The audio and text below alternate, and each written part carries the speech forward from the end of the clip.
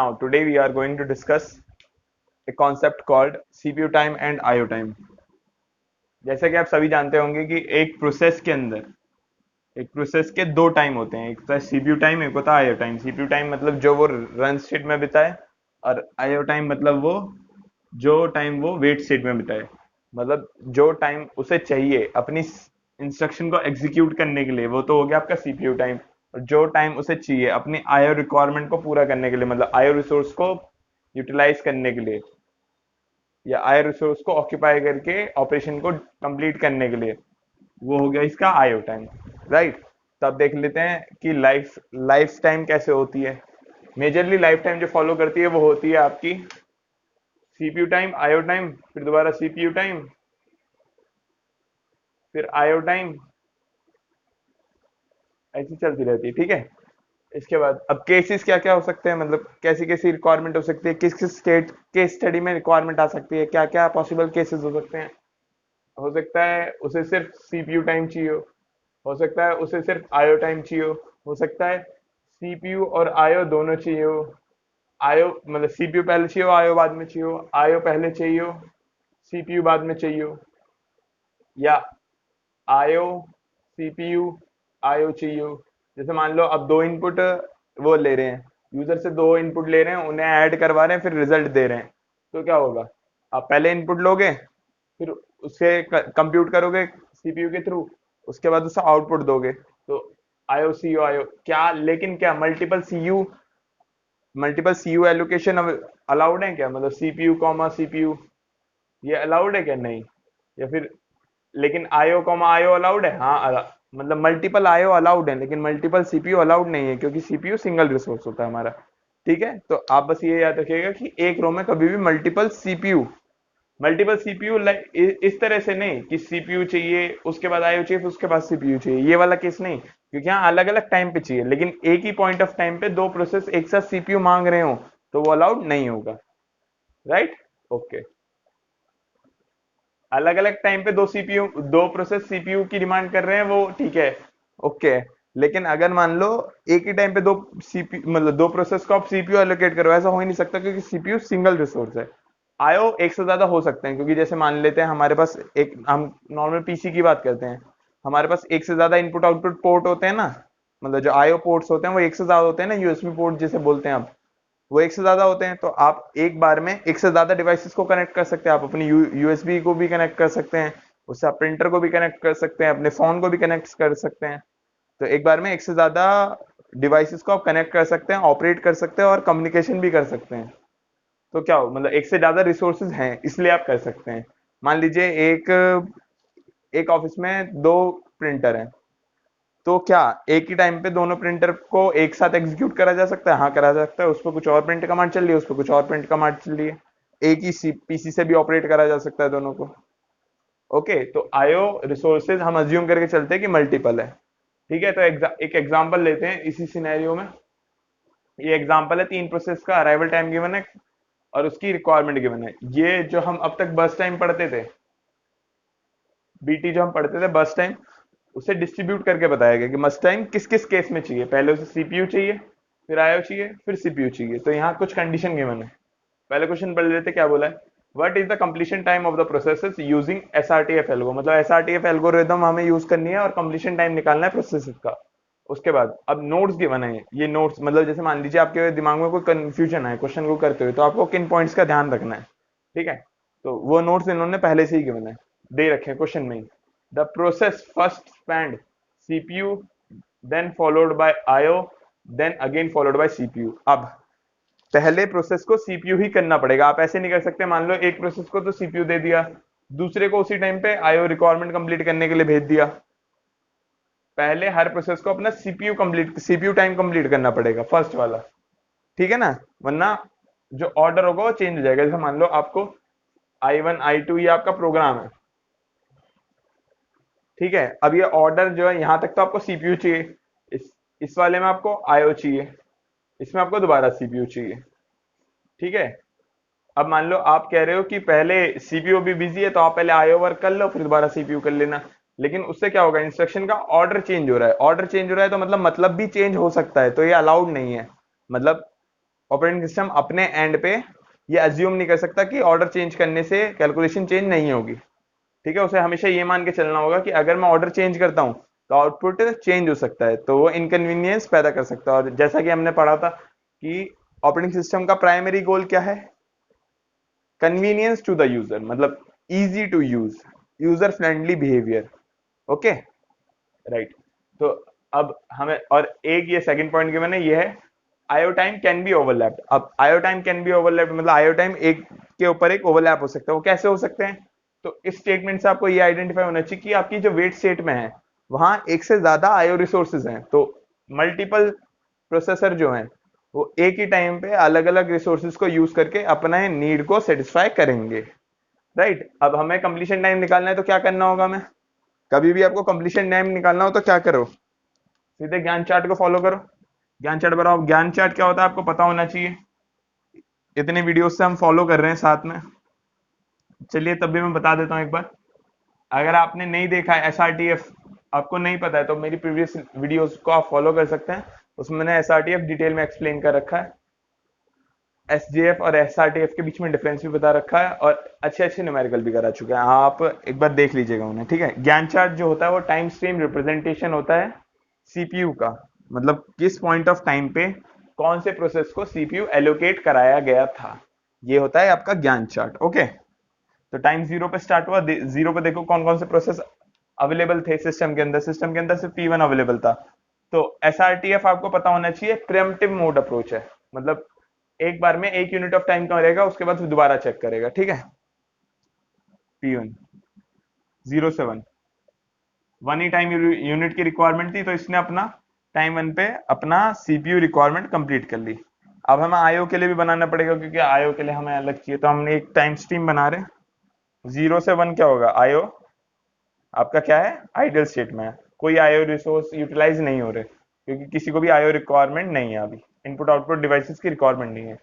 ठीक है, अब टाइम 1 पे कौन कौन से प्रोसेस, अब टाइम 1 पे मतलब प्रोसेस 1 ने अपना सीपीयू टाइम तो कंप्लीट कर लिया, उसे वो चाहिए आईओ टाइम चाहिए, तो टाइम 1 से टाइम 3 तक P1 आईओ टाइम स्पेंड करेगा वेट स्टेट के अंदर।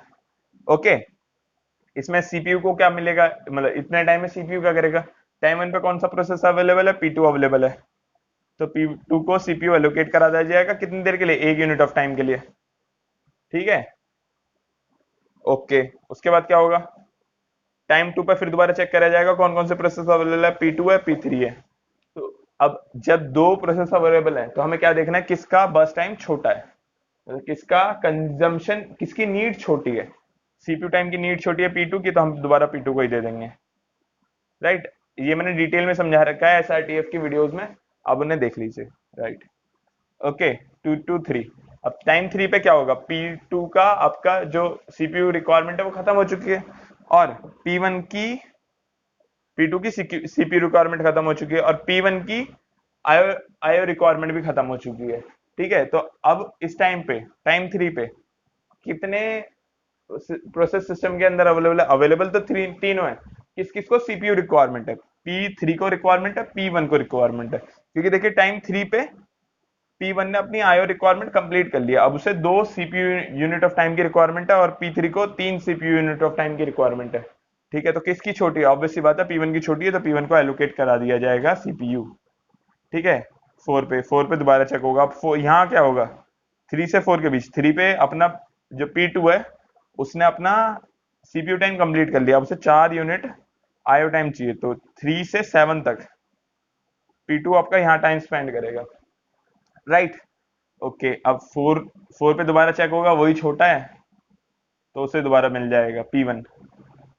अब P1 का एग्जीक्यूशन टाइम रिक्वायरमेंट है, तो मतलब उसका एग्जीक्यूशन कंप्लीट हो चुका है, तो वो टर्मिनेट कर जाएगा। ठीक है, अब टाइम 5 पे क्या होगा, टाइम 5 पे क्या होगा, सिर्फ एक ही प्रोसेस है जिसे सीपीयू की रिक्वायरमेंट है, P2 को आईओ अभी आईओ प्रोसीजर कर रहा है ना वो, 3 से 7 तक वो आईओ स्टेट में रहेगा, मतलब वेट स्टेट के अंदर रहेगा, है वो रेडी में है ही नहीं।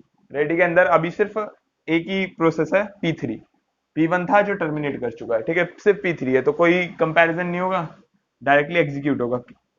4 to 5 to 6 एग्जीक्यूट होगा, 6 to 7 भी एग्जीक्यूट होगा P3। राइट। उसके बाद क्या होगा, टाइम 7 पे फिर कंपैरिजन होगा, टाइम 7 पे कंपैरिजन होगा, क्योंकि अब जो टाइम 7 पे P2 है वो वेट स्टेट से रेडी स्टेट में मूव कर गया है। ठीक है, अब रेडी स्टेट के अंदर दो प्रोसेस है, P2 और P3। अब P2 का टाइम रिक्वायरमेंट क्या है सीपीयू के लिए, ये कंप्लीट हो चुका है। ठीक है, P2 का टाइम रिक्वायरमेंट क्या है, 5 है। P3 का टाइम रिक्वायरमेंट क्या है, 1 है। तो अब किसे मिलेगा, P3 को मिलेगा, ऑब्वियस सी बात है, क्योंकि वो छोटा है। 7 से 8 तक किस पे रहेगा, P3 पे रहेगा। उसके बाद 7 से 8 तक यहाँ क्या रहेगा, आइडियल रहेगा। ठीक है, आइडियल स्टेट में रहेगा ये। अब 8 से कितने चाहिए, से 6 चाहिए, मतलब 8 और 6 कितना होता है, 14 होता है। तो P3 आयो स्टेट में रहेगा, मतलब वेट स्टेट के अंदर रहेगा, अपनी आयो रिक्वायरमेंट को कंप्लीट कर रहा होगा। उसके बाद 8 पे यहाँ क्या होगा, 8 पे कंप्लीट हो जाएगा। अब रेडी स्टेट के अंदर कितने प्रोसेस है, सिर्फ P2 है, तो उसे एलोकेट करा दिया जाएगा। 8 पे उसे मिला है 5, उसे चाहिए, तो कितने पे कंप्लीट करेगा वो, 13 पे। अब मैं यहाँ बार बार टुकड़ों में क्यों नहीं कर रहा हूँ, क्योंकि इकलौता प्रोसेस है, वही छोटा है। 14 तक P3 वेट स्टेट के अंदर रहने वाला है, तो बार बार यूं अलग, मतलब एक एक यूनिट का रिप्रेजेंटेशन करना जरूरी नहीं है, बहुत लंबा हो जाएगा, मैं डायरेक्टली कर रहा हूँ। ओके, P2 हो गया, P2 टर्मिनेट कर गया है टाइम 13 पे।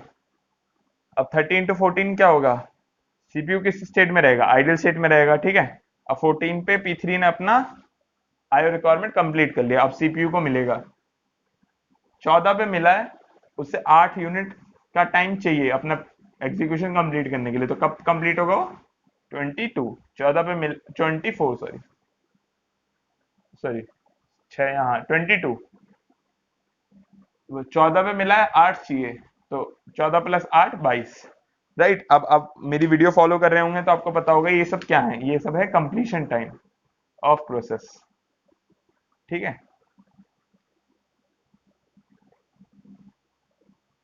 P1 का कंप्लीशन टाइम कितना है, 5 कंप्लीशन टाइम। P3 का कंप्लीशन का टाइम कितना है, 22। P2 का कंप्लीशन टाइम कितना है, 13। ओके, हमें कंप्लीशन टाइम निकालने के लिए बोला था, हमने कंप्लीशन टाइम फाइंड कर लिया। Right. Okay, now take another example. in this question we have to find the completion time of the processes using SRTF algorithm, right? So what is the node given, the process first spend IO time, then followed by CPU time, then followed by IO time. Okay, IO time can be overlapped, right? तो हमें question given है, करते हैं। करने के लिए क्या करें, सबसे पहले ज्ञान चार्ट बनाने की कोशिश करते हैं। ज्ञान चार्ट ऑफ सीपीयू।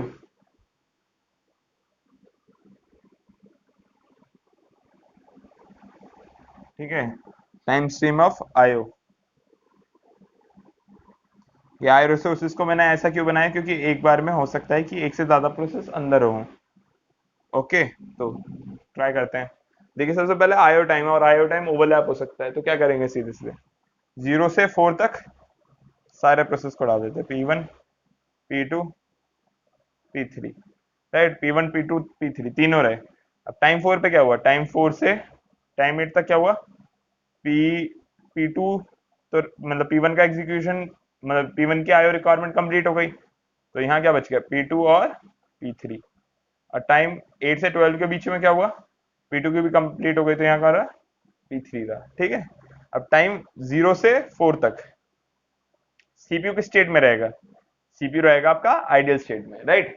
अब टाइम 4 पे क्या होगा, टाइम 4 पे SRTF एल, मतलब SRTF एल्गो, मतलब टाइम 4 पे P1 वेट स्टेट से रेडी स्टेट पे मूव कर जाएगा। ठीक है, अब रेडी स्टेट के अंदर एक प्रोसेस है जिसे सीपीयू चाहिए, तो उसे शेड्यूलिंग एल्गोरिथम उसे सीपीयू एलोकेट करा देगी। ठीक है, तो 14 पे उसे मिलेगा, 4 पे मिलेगा, 14 तक, 14 के लिए उसे चाहिए, तो कब तक रहेगा उसके पास, 18 तक रहेगा। अब मैंने डायरेक्ट 18 कैसे लिख दिया, क्योंकि देखिए, या रुकिए मैं आराम से करके दिखाता हूँ। टाइम 8 तक उसी के पास रहेगा, क्योंकि टाइम 8 तक कोई भी नया प्रोसेस अराइव भी नहीं होने वाला। हमने देखा है टाइम 8 पे ही P2 रेडी क्यू में इंट्रोड्यूस होगा। लेकिन यहाँ होगा क्या, यहाँ जैसे 4 पे यहाँ है, यहाँ जाएगा, एक यूनिट एग्जीक्यूट करेगा, 5 पे दोबारा यहाँ आ जाएगा। ठीक है, फिर दोबारा यहाँ जाएगा, एक यूनिट एग्जीक्यूट करेगा, फिर यहाँ आ जाएगा। 6 पे फिर दोबारा जाएगा, एक यूनिट एग्जीक्यूट करेगा, यहाँ आ जाएगा। 7 पे फिर दोबारा जाएगा, एक यूनिट एग्जीक्यूट करेगा, फिर यहाँ आ जाएगा। ठीक है, अब टाइम 8 पे क्या होगा, ऐसे ही करते करते टाइम 8 पे P1 और P2 दोनों अवेलेबल होंगे। ठीक है, P1 और P2 दोनों अवेलेबल होंगे सिस्टम के अंदर। अब ये 4 यूनिट ऑफ टाइम एग्जीक्यूट कर चुका है अपना P1, तो उसका एग्जीक्यूशन रिक्वायरमेंट कम हो गई ना 4 यूनिट। अब देखेंगे कि P1 से P1 और P2 में से सीपीयू रिक्वायरमेंट कम किसकी है, P1 की है, तो सीपीयू किसको मिलेगा, ऑब्वियस सी बात है P1 को ही मिलेगा। कब तक, 12 तक कर लेता हूँ, क्योंकि 12 पे एक नया प्रोसेस अराइव होने वाला है रेडी स्टेट तक, रेडी स्टेट पे, ठीक है। तब तक ये छोटा है, P1 छोटा है और हमसे एग्जीक्यूट कर रहे हैं, तो ये और छोटा ही होगा ना, राइट। तो ये बन जाएगा 6। ओके, क्योंकि क्या 4 यहाँ एग्जीक्यूट हुए, 4 यहाँ एग्जीक्यूट हुए। अब क्या होगा टाइम 12 पे, क्या होगा, P1 P2 P3 तीनों अवेलेबल हैं। सबसे छोटा सीपीयू रिक्वायरमेंट किसकी है, P1 की है, तो डायरेक्टली हम P1 की सीपीयू रिक्वायरमेंट को कंप्लीट करा देंगे, क्योंकि अब सारे प्रोसेस अराइव हो चुके हैं, तो आप सीधे एसडीएफ अप्लाई कर सकते हैं, राइट। तो 12 से 6 कितना होता है, 18 होता है। तो 18 तक किसके पास रहेगा, P1 के पास रहेगा। अब टाइम 18 तक आईओ के अंदर क्या रहेगा, ये रहेगा आइडियल स्टेट में, राइट। ओके, अब बताइए कि टाइम 18 पे क्या होगा, टाइम 18 पे से दो आईओ की मतलब दो आईओ टाइम की रिक्वायरमेंट है, तो 18 से 20 तक P1 आपका आईओ स्टेट के अंदर रहेगा। इतनी देर में सीपीयू के अंदर क्या होगा, टाइम 18 पे P2 और P3 सीपीयू के अंदर अवेलेबल है, रिक्वायरमेंट कम P2 की है, तो डायरेक्टली P2 को एलोकेट करा दिया जाएगा। अब कितने टाइम के लिए एलोकेट करा जाएगा, पूरा कंप्लीट करा रहे, क्योंकि नया कोई प्रोसेस अराइव नहीं होने वाला है, ठीक है। तो 18 पे उसे मिला है, 28 तक उसे चाहिए, 8 दूनी 16, 6 हासिल लगा 1, तो 46। ओके, तो उसके पास रहेगा 46 तक, P2 के पास रहेगा 46 तक, राइट। अब 46 पे क्या होगा, यहाँ 20 से 46 तक आयो किस स्टेट में रहेंगे, आइडियल स्टेट में रहेंगे, ठीक है। 46 पे क्या होगा, P2 आपका रन से वेट स्टेट में मूव कर जाएगा।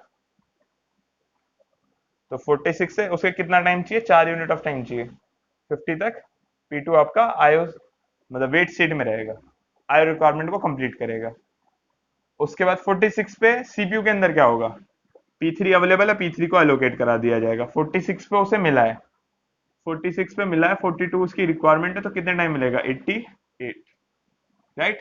ओके, तो 88 तक किसके पास रहेगा, P3 के पास रहेगा। अब 50 से 88 तक यहाँ क्या होगा, 50 से 88 तक आयो रहेगा आपका आइडियल स्टेट में, राइट। और 88 पे क्या होगा, 88 पे P3 अपनी 88 पे P3 रन से वेट में मूव कर जाएगा, ठीक है।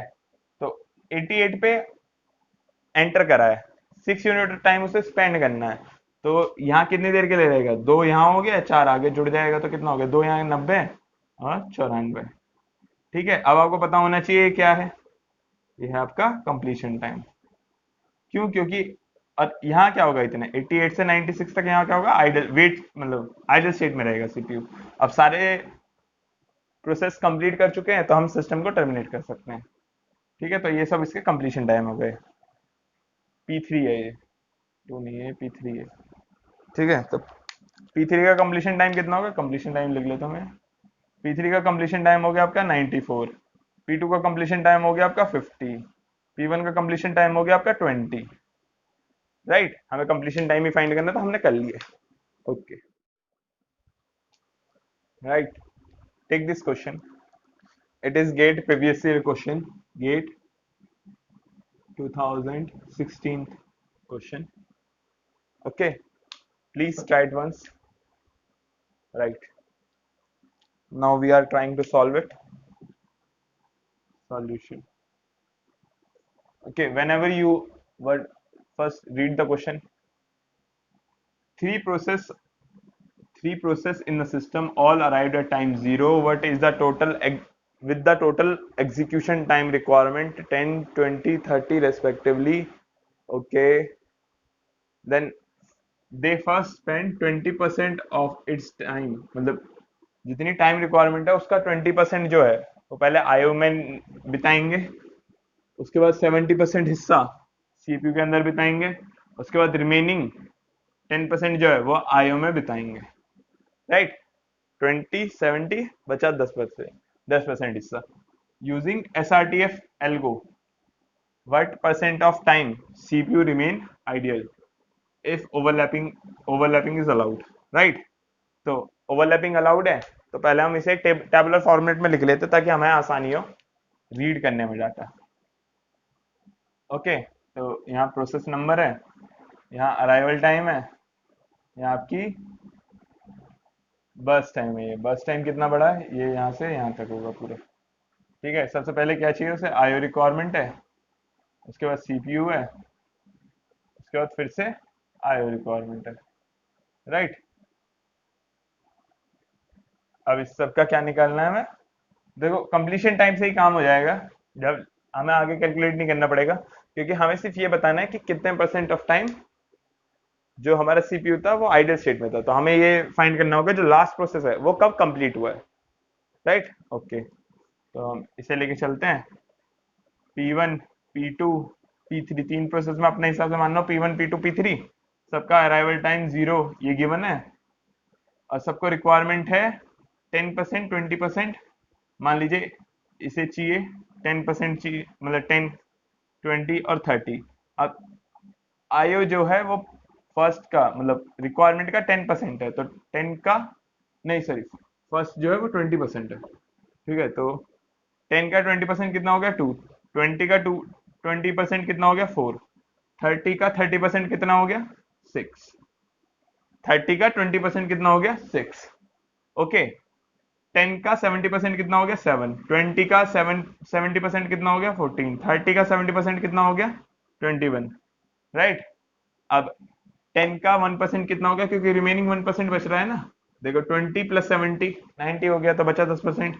तो ये 10 का 10% हो गया 1, 20 का 10% हो गया 2, 30 का 10% हो गया 3। और इसे आप कैलकुलेट करके देख लीजिएगा कि पूरा काउंट बन रहा है या नहीं बन रहा है। वैसे बन रहा होगा कि हमने सिंपली बस परसेंटेज पे डिस्ट्रीब्यूट करा है। राइट। अब हमें क्या निकालना है, लास्ट प्रोसेस का कंप्लीशन टाइम निकालना है, और किस किस टाइम पे सीपीयू आइडल रहा है और उसका परसेंटेज। तो ज्ञान चार्ट बना लेते हैं। ठीक है, ये हो गया आपका ज्ञान चार्ट। ये तो है सीपीयू के लिए। एक टाइम स्ट्रीम बना लेते हैं आईओ के लिए। ठीक है, ये है आईओ के लिए। अब टाइम स्ट्रीम हमेशा 0 से स्टार्ट होते हैं। 0 पे क्या हुआ, तीनों प्रोसेस अवेलेबल है, सबसे पहले आईओ चाहिए, आईओ ओवरलैप हो सकती है, तो यहाँ आपके तीनों प्रोसेस आ जाएंगे, P1, P2, P3। ठीक है, तीनों कब तक रहेंगे, 2 तक रहेंगे, तीनों रहेंगे। उसके बाद 2 से 4 तक क्या होगा, P2 और P3 रहेंगे, क्योंकि P1 का कंप्लीशन का मतलब P2 का P1 का आईओ रिक्वायरमेंट कंप्लीट हो चुका होगा। P मतलब 0 से 2 तक जो सीपीयू है वो किस स्टेट में रहेगा, आइडल स्टेट में रहेगा। टाइम 2 पे क्या होगा, जैसे यहाँ मैं डायग्राम बना देता हूँ ताकि आप आराम से विजुलाइज कर सकें। यहाँ रेडी है, यहाँ रन है, यहाँ वेट है। ओके,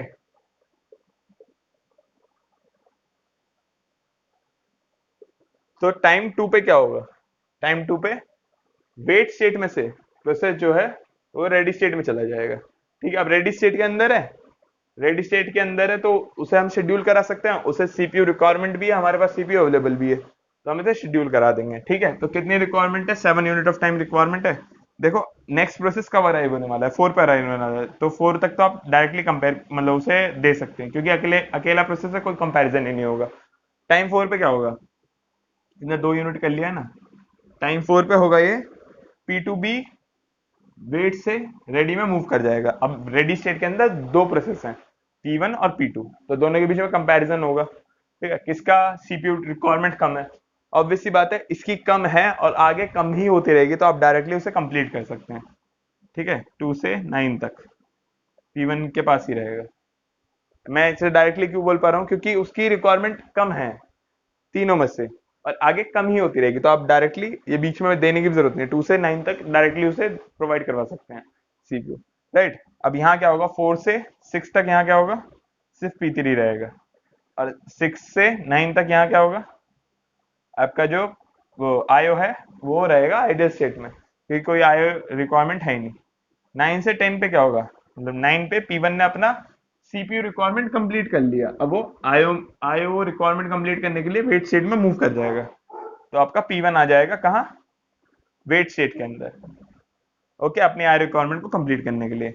अब टाइम 9 पे यहाँ क्या होगा, मतलब रेडी स्टेट के अंदर क्या होगा, क्योंकि हमारा टाइम 9 पे हमारा जो रन स्टेट है वो फ्री हो गया, मतलब हमारा सीपीयू फ्री हो गया, और हमारे पास दो प्रोसेस भी है जिन्हें सीपीयू रिक्वायरमेंट है। तो क्या करेंगे, हम एल्गोरिदम अप्लाई करेंगे इन दोनों के ऊपर। ठीक है, किसका छोटा है, सीपीयू रिक्वायरमेंट P2 का छोटा है, तो P2 को एलोकेट करवा देंगे। अब क्या मैं सिंपली कर करके दिखाऊंगा एक एक करके, नहीं, मैं डायरेक्टली कंप्लीट करके दिखाऊंगा। आप अपने एंड पे चाहें तो खोल खोल के देख सकते हैं, बाकी एग्जाम में मत कीजिएगा, और प्रैक्टिस भी जल्दी करने की कीजिए। इंट्यूटिवली सोचिए कि कैसे काम कर रही हैं ये चीजें, रेडी से कैसे रन में जा रहा है, उस टाइम पे क्या हो रहा है। दो ही प्रोसेस है, अगर वो छोटा है तो आप उसे एग्जीक्यूट कर रहे हैं, और छोटा ही होगा वो, नया कोई प्रोसेस इंट्रोड्यूस नहीं होने वाला, तो ऑब्वियसली बात है उसे डायरेक्टली आप कंप्लीट कर सकते हैं। राइट, अगर आपको समझ में ना आए, वीडियो को 1 से 2 बार देखें, जो मैं बातें रिपीट कर रहा हूं आपको समझ में आ जाएंगी। अगर आप सिंगल सिंगल उससे करेंगे, आप क्वेश्चन सॉल्व कर लेंगे, लेकिन बहुत ज्यादा टाइम लगेगा। जैसा आपको पता है गेट एक कॉम्पिटिटिव एग्जाम है, तो आप जितना टाइम बचा सकते हैं, जितना आप अपनी कैलकुलेशन को और क्वेश्चन सॉल्विंग ट्रिक्स आप जितनी ज्यादा सीख पाएंगे, जितनी जल्दी जल्दी आप क्वेश्चन सॉल्व करेंगे, उतना आपके लिए फायदा है। राइट, तो 9 पे आपको मिला, 9 पे आपने P2 को दे दिया, P2 की रिक्वायरमेंट कितनी है, 14 है, तो कब तक उसके पास रहेगा, 23 तक P2 के पास रहेगा। 10 से 23 तक आयो का क्या होगा, आयो रहेगा आपका वेट स्टेट में। 23 पे क्या होगा, P2 मूव कर जाएगा रन से वेट स्टेट में, तो कब तक रहेगा, 2 यूनिट ऑफ टाइम के लिए रहेगा। तो 23 पे घुसा है, 2 यूनिट ऑफ टाइम के लिए रुका है, तो कब निकलेगा, 25 पे निकलेगा। राइट, अब 23 पे सीपीयू के अंदर क्या होगा, सीपीयू फ्री है, रेडी स्टेट के अंदर P3 अभी अवेलेबल है, तो P3 रेडी से रन में मूव कर जाएगा। ठीक है, अब क्या मैं बार बार टुकड़े करके दिखाऊं, नहीं, आप अज्यूम करिए कि इकलौता प्रोसेस है, तो उसी का एग्जीक्यूशन लगातार चलेगा। ठीक है, तो 23 से 21, मतलब 23 पे एंटर करा है, 21 उसकी रिक्वायरमेंट है, तो कितना हो गया, 44। ठीक है, 44 तक वो रहेगा रन स्टेट में। अब 44 पे क्या होगा, मतलब यहाँ रेडी स्टेट, मतलब वेट स्टेट में क्या होगा, 25 से 44 तक वेट स्टेट, मतलब जो आपके आयो रिसोर्सेज वो रहेंगे आइडियल स्टेट में। 44 पे P3 रन से वेट में मूव कर जाएगा। ठीक है, तो 44 से 47 तक, क्योंकि 3 टाइम उसे यहाँ चाहिए, P3 रहेगा वेट स्टेट में, उसके बाद क्या होगा, टर्मिनेट कर जाएगा। ठीक है, अब जब तक टर्मिनेट नहीं हुआ तो आपको सिस्टम को तो अलाउ करना पड़ेगा ना, टाइम कैलकुलेशन करनी पड़ेगी जब तक सारे कंप्लीट ना हो। मैंने बताया जब आपको कैलकुलेट करना हो कि कितना यूटिलाइज हुआ है टाइम, तो आपको कैसे कैलकुलेट करेंगे, मतलब टोटल टाइम कितना लगा है सारे प्रोसेस को कंप्लीट होने में, तो जो लास्ट प्रोसेस कंप्लीट हुआ वही टोटल टाइम है, टाइम तो ये फॉलो कर रहा है ना, तो जो लास्ट पॉइंट है वही तो टोटल टाइम है, कि यहाँ से यहाँ तक का टाइम हमारा जो है वो यूज हुआ है, टाइम 0 से टाइम 47 तक का टाइम हमारा यूज हुआ है, उसके अंदर कितने टाइम पे सीपीयू हमारा आइडियल था, तो 44 से 47 तक भी आइडियल स्टेट में था।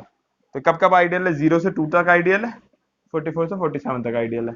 ठीक है, तो टोटल टाइम कितना है, 47, और कब कब आइडियल है, 2 + 3, 5/47 इंटू 100, ये हो गया आपका 500 डिवाइड बाई 47, ये 10 पॉइंट, ठीक है, ये हो गया, मतलब 500 हो गया यहाँ, 10.06 आएगा, ये 10 पॉइंट समथिंग आ रहा है, मैं मतलब पूरा कैलकुलेट आप वैसे कर सकते हैं, 10 पॉइंट समथिंग आएगा, तो 10.06 अप्रोक्सीमेटली करेक्ट आंसर है।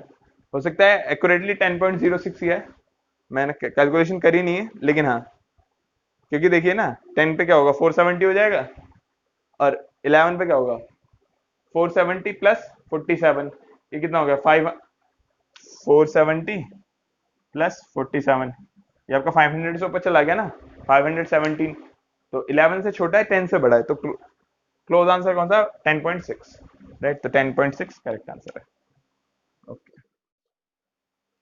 Now take this question, consider the following dependency graph between the process. अब डिपेंडेंसी ग्राफ क्या होता है, डिपेंडेंसी ग्राफ होता है दो प्रोसेस की इंटरडिपेंडेंसी आप शो कर रहे हैं ग्राफ के थ्रू, मतलब इस ग्राफ में रिप्रेजेंट करा गया है कि P1 का P2 का एग्जीक्यूशन P1 के एग्जीक्यूशन पे डिपेंडेंट है, मतलब बिना P1 के एग्जीक्यूशन के P2 का एग्जीक्यूशन नहीं हो सकता। कैसे नहीं हो सकता? मान लीजिए इंटर रिलेटेड फंक्शंस हैं, एक मेन प्रोग्राम है, उसके अंदर से आप F1 को कॉल कर रहे हैं, F1 के अंदर से आप F2 को कॉल कर रहे हैं, F2 के अंदर से आप F3 को कॉल कर रहे हैं। अब कॉल करने के लिए हो सकता है आप पैरामीटर्स यूज कर रहे हो कुछ, जो हम फंक्शन के अंदर वैल्यू पास करते हैं। अब मान लीजिए आपने यहाँ एक वैल्यू पास करी है, अगर आप बिना वैल्यू पास करें, मतलब बिना उन वैल्यूज के फंक्शन कैलकुलेट कर रहे हैं, तो हो सकता है वो कोई गार्बेज वैल्यू उठा ले, तो जो हमारा फाइनल आउटपुट है वो गलत भी आ सकता है। तो इसलिए जो एग्जीक्यूशन है वो डिपेंडेंट है प्रीवियस इनपुट पे। तो इससे आप रिलेट कर सकते हैं कि P1 का एग्जीक्यूशन इंटरडिपेंडेंट मतलब इंडिपेंडेंट है, P1 किसी से भी पहले हो सकता है, लेकिन P2 का एग्जीक्यूशन डिपेंडेंट है P1 के एग्जीक्यूशन पे। तो ऐसे ही हमने पूरा ग्राफ शो कर रखा है। जो इन डिग्री है वो है डिपेंडेंट, मतलब जो एरो अंदर की तरफ आ रही है, और जो आउट डिग्री है वो है डिपेंडेंसी, मतलब किस किस को कौन कौन से प्रोसेस आप पे डिपेंडेंट है। जैसे P4 और P5 डिपेंडेंट है P2 पे, राइट। अब देख लेते क्वेश्चन क्या गिवन है। At what time all the process complete their execution by using two processes, मतलब 2 सीपीयू प्रोसेसर है आपके पास, मतलब एक प्रोसेसर के अंदर 2 सीपीयू है, ठीक है। कब सारे प्रोसेस अपना एग्जीक्यूशन कंप्लीट कर लेंगे? अब एग्जीक्यूशन रिक्वायरमेंट क्या है, जैसे बस टाइम जिसे बोलते हैं हम, तो ये जो टाइम गिवन है ये इसकी एग्जीक्यूशन रिक्वायरमेंट है इस प्रोसेस की, राइट। ओके, ठीक है। अब यहाँ नोट गिवन है दो, जो आपको मतलब कंफ्यूजन होंगी ना करते हुए, सॉल्व करते हुए, वो ये नोट से दूर होती हैं, तो हम पहले ही पढ़ लेते हैं ताकि एग्जीक्यूशन जल्दी हो सके। One process can not use both CPU at the same time. Okay, एक प्रोसेस को आप दो सीपीयू में एक साथ नहीं कर सकते। जैसे मान लीजिए इसका तो है, एक मैं पहले पे कर लेता हूँ, दूसरा यूनिट ऑफ टाइम में दूसरे पे एग्जीक्यूट कर लेता हूँ साइमल्टेनियसली, ऐसा नहीं हो सकता।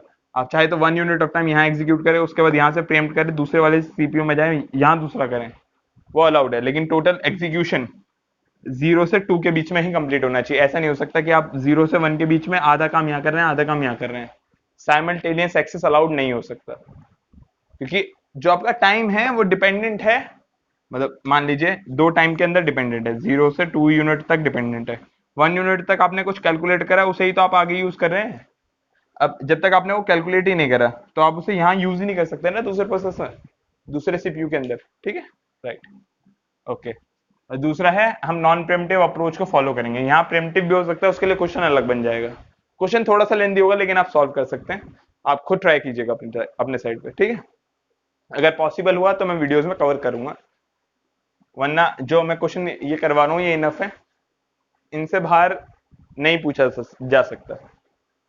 ओके, तो अब हम दो सीपीयू का वाला प्रोसेसर बना लेते हैं। ये एक सीपीयू 1 है, ये एक सीपीयू 2 है, ठीक है। सीपीयू 2, सीपीयू 1, ठीक है। टाइम स्ट्रीम चालू होती है 0 से। इसे थोड़ा सा साफ बना लीजिए, मैंने भी गंदा से बनाया है। ये है एक, और एक है ये, राइट। ओके, टाइम स्ट्रीम चालू कहां से होती है? 0 से। अब यहाँ अराइवल टाइम गिवन नहीं है, अराइवल टाइम गिवन नहीं है ना, तो हम अज्यूम कर रहे हैं सारे प्रोसेस एक साथ अराइव हुए हैं। अगर अराइवल टाइम गिवन हो तो कुछ नहीं, आप अकॉर्डिंगली एडजस्ट कर लीजिएगा, ठीक है। टाइम जीरो पे P1 है, मतलब सारे अराइव मान लीजिए टाइम 0 पे हुए हैं, लेकिन तभी आपको सबसे पहले P1 ही करना पड़ेगा। तो मैं CPU1 में P1 एग्जीक्यूट कर रहा हूँ। कब तक करना पड़ेगा? 2 यूनिट ऑफ टाइम के लिए, तो 0 से 2 तक। 0 से 2 तक CPU2 क्या रहेगा? आइडल स्टेट में रहेगा, ठीक है, राइट। अब टाइम 2 पे कौन से प्रोसेस हैं जिन्हें हम एग्जीक्यूट करते हैं, जिनकी डिपेंडेंसी रिजॉल्व हो चुकी है? P2 और P3। तो दोनों प्रोसेसर पे हम दे देते हैं, P2 यहाँ दे देते हैं, P3 यहाँ दे देते हैं। P2 को कितना टाइम रिक्वायरमेंट है? 3, तो 2 से 5 तक, ठीक है। अब P3 को कितना है? 2 से 6 टाइम रिक्वायरमेंट है, तो 2 से 8 तक, ठीक है। P3 रहेगा, ये मान लीजिए 8 है, 2 से 8 तक, ओके, राइट। अब जब P2 कंप्लीट हो चुका है, तो टाइम 5 पे कौन कौन से प्रोसेस है जो इंटरडिपेंडेंट है, मतलब इंडिपेंडेंट है एग्जीक्यूशन के लिए? 4 और 5। आप 4 और 5 को एग्जीक्यूट कर सकते हो। तो मैं पहले P4 को ले लेता हूँ, आप कोई सा भी ले सकते हैं, कोई हार्ड एंड फास्ट रूल नहीं है कि आपको P4 को लेना है P5 को लेना है। तो टाइम 7 पे P4 कंप्लीट हो चुका है, ठीक है। अब मुझे क्या करना है, P5 करना पड़ेगा। क्या मैं P6 कर सकता हूँ या P7 कर सकता हूँ? नहीं कर सकता, क्योंकि वो P5 पे भी डिपेंडेंट है। आपने एक डिपेंडेंसी तो रिजॉल्व कर दी, लेकिन एक और डिपेंडेंसी है P5 की, तो आपको आप फोर्सफुली आपको P5 पहले एग्जीक्यूट करना पड़ेगा। अब ठीक है, P5 पे क्या होगा, P5 इंट्रोड्यूस ऑफ 7 पे 9 पे टर्मिनेट करेगा। अब यहाँ तो 8 पे आप फ्री हो गए ना, CPU2 फ्री हो गया, ठीक है। 8 से 9 के बीच में क्या मैं P6 या P7 या फिर P8 में से कोई इंट्रोड्यूस कर सकता हूँ? नहीं कर सकता, क्योंकि अभी P5 का एग्जीक्यूशन कंप्लीट नहीं हुआ है। तो 8 से 9 पे CPU2 किस स्टेट में रहेगा? आइडल स्टेट में रहेगा, राइट। ओके, अब 9 के बाद क्या होगा? टाइम 9 पे मैं कौन कौन से प्रोसेस जो है इंडिपेंडेंट है, मतलब जिनके ऊपर डिपेंडेंसी नहीं है किसी और प्रोसेस की, अभी मतलब है भी तो रिजॉल्व हो चुकी है, 6 और 7। तो मैं कोई सा भी आप सेलेक्ट कर सकते हैं। मैं 6 P1 के लिए कर रहा हूँ, और वो CPU2 के लिए कर रहा हूँ P7, मतलब CPU1 के लिए कर रहा हूँ P6 और CPU2 के लिए कर रहा हूँ P7, राइट। तो 9 से 4 कितना, 9 पे इंट्रोड्यूस हुआ है, 4 यूनिट ऑफ टाइम चाहिए, तो ये कंप्लीट कब होगा? 13 यूनिट ऑफ टाइम पे। और 9 पे इंट्रोड्यूस हुआ, 5 यूनिट ऑफ टाइम चाहिए, कब कंप्लीट होगा? 14 यूनिट ऑफ टाइम पे। तो 13 से 14 CPU1 के स्टेट में रहेगा आइडियल स्टेट में, राइट।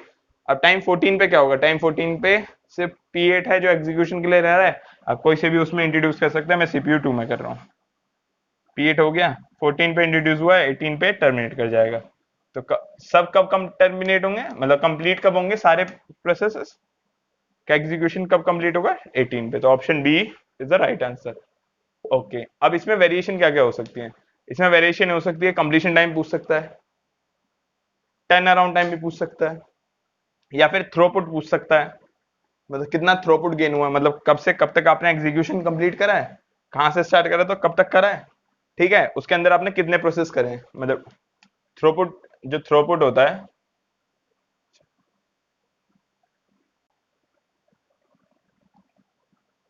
थ्रोपुट होता है नंबर ऑफ, ये यहां लिख देता हूं, जो थ्रोपुट होता है equals to number of process divide by जितना टाइम है, मतलब कितने टाइम के अंदर कितने प्रोसेस हुए हैं, टाइम मतलब टोटल टाइम आपने कितना लिया है, टाइम ऑफ कंप्लीशन। कंप्लीशन कौन सा, मतलब सारे स्टार्टिंग से एंड तक कितने में कंप्लीट हुआ प्रोसेस। ओके, तो हो गया क्या? थ्रोपुट। थ्रोपुट के ऊपर भी क्वेश्चन हो सकता है, वैरायटी ऑफ क्वेश्चन बन सकते हैं, आप अकॉर्डिंगली एडजस्ट कर लीजिएगा।